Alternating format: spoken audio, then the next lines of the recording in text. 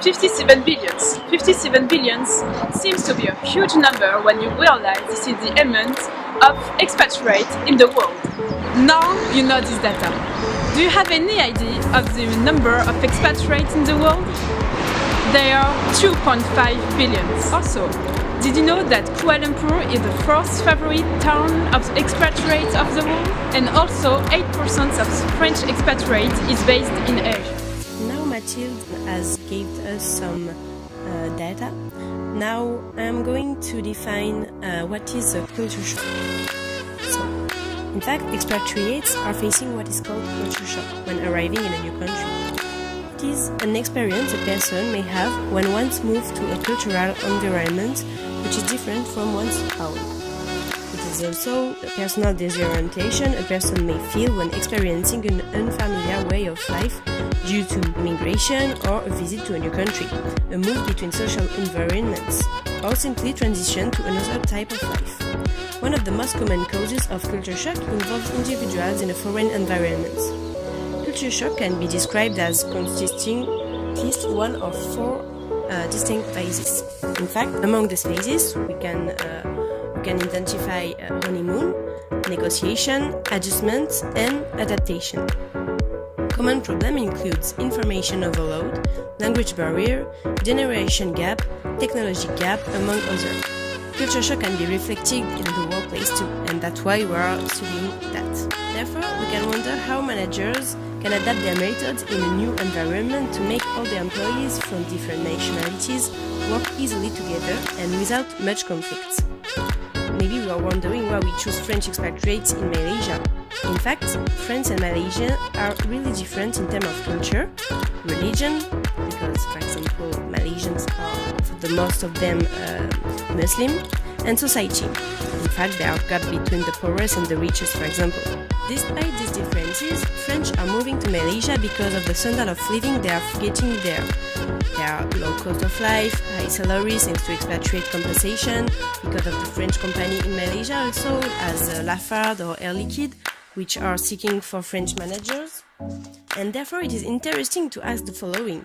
As a French leader, how to have a successful management in Malaysia in the context of globalization. So, to convince you that this subject is plenty of surprises, I can tell you some stories we collected from French expatriates in Malaysia, and I can tell you some advice to begin. For example, do not eat with the left hand, or do not argue in public. Do not be shocked of the Malaysian accent when hearing English speakers. I could give you so many more anecdotes, but I would just suggest you to watch the following report. So now I'm going to present you three different aspects in which we can point to some difference between the two countries, so between France and Malaysia. First, the first aspect is power distance. What is power distance? In fact, these dimensions deal with the fact that all individuals in societies are not equal. It expresses the attitude of the culture towards the inequalities. So, for France, the hierarchy is accepted and understood in companies or in politics, and there is an important degree of inequality in the society. For example, in French companies there are 1 or 2 hierarchical levels, and superiors are of many privilege and are often inaccessible. These PDG are frequently attended the most prestigious universities called Grande École. In Malaysia, people do not call hierarchy into question. It is totally accepted that there are inequalities between people. For example, it is reflected in companies, as subordinates are willing to do what they are told and superiors are expected to give orders, and in cultures, where between the three different cultures, the Malays, the Chinese, and the Indians, there is a strong hierarchy. Malays have many rights that the other culture don't. Access to prestigious schools, to hospital, to certain jobs, etc. So, to conclude, even if hierarchy and those inequalities are high in France, Malaysia has a maximum score, which shows that the society is organized in several levels, which are hard to overtake. Everyone has to keep his position, especially in the workplace. Then, the aspect of individualism. These dimensions deal with the degree of interdependence a society maintains among its members. France is shown to be an individualist society. The education is an essential part. Parents tell their children at a very age to take care of oneself and of one's family. Whereas in Malaysia, it is a collectivist society where loyalty is one of the most important societal rules. Each member of a group is involved for the long term and takes responsibilities for who belong to the same group. For example, in companies, offense cannot be accepted and the link between employees and employers is perceived as a family link. So, to conclude, French people are way more individualistic than Malaysian people who are very loyal and obliging to the group they belong to. Then, the third aspect I'm going to talk about is masculinity. A high score on masculine dimension indicates that the society will be driven by competition, achievement and success, with success being defined by the winner or best in fight. A low score on this dimension means that the dominant values in the society are caring for others and quality of life. So France has a somewhat feminine culture. It's part from the culture to focus on the quality of life. For example, this may be indicated by its welfare system. However, French culture has a unique characteristic and is the only country to point that out. The upper class scores feminine while the working class scores masculine. For the Malaysia, the country is at the same time feminine and masculine. So to conclude, France has a more feminine culture than Malaysia. The quality of life is often a priority. Okay, so now to go deeper in the examples of differences between these two countries, we had Camille Lebré, who did an internship in Malaysia. So she will tell you more about the behaviors and cultural differences that have effects in the workplace. Hi Camille, thank you for giving us this time. I will take only a few minutes. We are here to get feedback on your experience in Malaysia and to help French managers integrate into a Malaysian company.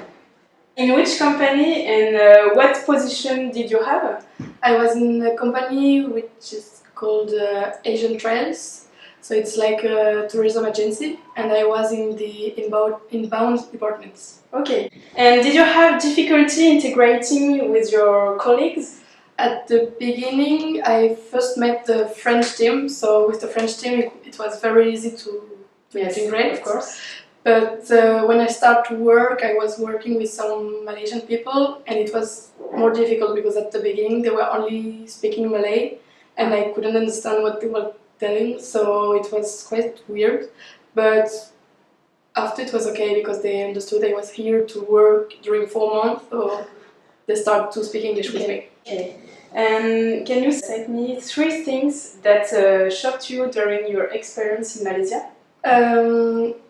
The first thing is the hygiene of Malaysian people. They are always spitting everywhere. Like they're not very. It's in their culture. For them, it's just normal. But for a French person who's coming there, it's like okay, so you just have to get used to it, and okay. And what was shocking? Yeah, it's also to see them because in Malaysia there is like Chinese people, Malay people, and Indian people, and they are. Well, when you arrive, you have the impression that they are all like living all together in peace and everything is going well. But when you see in the work, all the Malay are just with the Malay people, Chinese with Chinese people, and Indian with Indian people. It was like, okay. So it's not. Yeah, and you were with I was more with French people. Okay. So, but it's weird. Yeah. And in one sentence, what do you remember from your experience in Malaysia? It was a wonderful experience because I could discover a culture which is totally different from here, and people which is very kind and really I really love this. Okay. So thank you Camille and see you soon. Thank you, bye. So, after presenting you the differences of management between France and Malaysia, we will present you how to manage these differences if you are a French manager. For that topic, we therefore encountered Mathilde Stoltz, a French manager who worked in Malaysia. Here is his testimony. Bonjour, je m'appelle Mathilde Stoltz, je travaille pour la société Technip FMC et j'ai été envoyé en Malaisie entre 2009 et 2015 pour diriger le projet Prélude FLNG.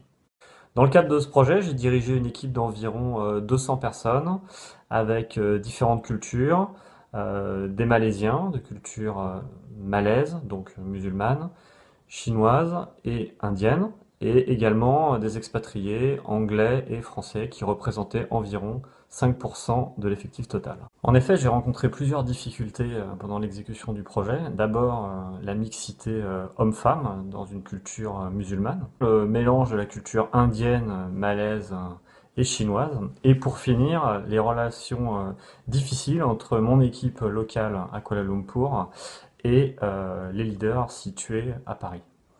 Un des points particuliers, c'est que les locaux sont très silencieux, en particulier en groupe. C'est-à-dire que pendant les réunions, il est extrêmement difficile de connaître leur avis, de savoir s'ils ont compris et quelles recommandations ils pourraient proposer pour s'améliorer. Plusieurs conseils pour réussir le management en Malaisie. Tout d'abord, être simple, humble et disponible pour éviter tout complexe de supériorité. Également, insister sur les différences culturelles pour éviter toutes les incompréhensions. Il est également important de favoriser la communication, et notamment individuelle, car il y a peu de dialogue lors des réunions. Il faut aussi montrer l'exemple, être présent par exemple lorsque des heures supplémentaires sont nécessaires. Now, I'm sure that you will be a good friend manager in Malaysia. Don't hesitate to send your news to our email girlzship@skema.edu. See you soon!